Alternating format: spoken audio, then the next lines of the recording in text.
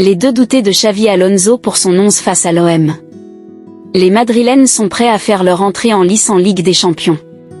Pour affronter Marseille ce soir au Bernabéu, Xavi Alonso a tout de même encore quelques doutes quant au 11 qu'il va aligner.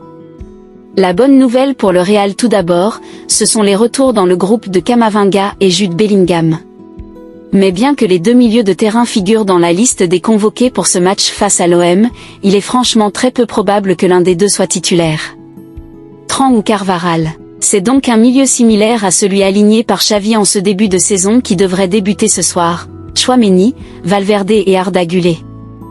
Les doutes se situent plutôt à d'autres postes, pour le coach espagnol. Sur le côté droit de la défense notamment.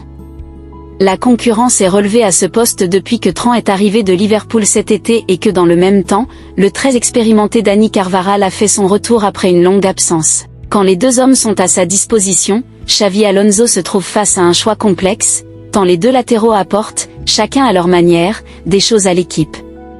Ce soir encore, le coach devra trancher entre Trent Alexander-Arnold et Dani Carvajal pour animer le côté droit de la défense. Difficile de savoir lequel des deux débutera face à l'OM, bien que la tendance penche légèrement en faveur de l'anglais pour la rencontre de ce soir au Santiago Bernabéu. Vinicius ou Rodrigo. L'autre doute qui trotte dans la tête de Xavi Alonso, se situe lui tout à l'opposé, sur l'aile gauche de l'attaque. Un poste où Vinicius Junior et Rodrigo ont clairement été mis en concurrence, Xavi estimant certainement que Rodrigo Goes n'avait rien à faire sur le côté droit. Pour sa dernière titularisation, face à la Sociedad samedi dernier, Vinicius a encore été décevant et a même été remplacé à la 70e. Il ne serait donc pas si surprenant de voir le numéro 7 commencer sur le banc ce soir, avec pour Rodrigo une nouvelle opportunité de montrer qu'il a les armes pour s'installer durablement à gauche, à la place d'un Vinicius Junior qui n'est plus que l'ombre du joueur qu'il était depuis des mois maintenant.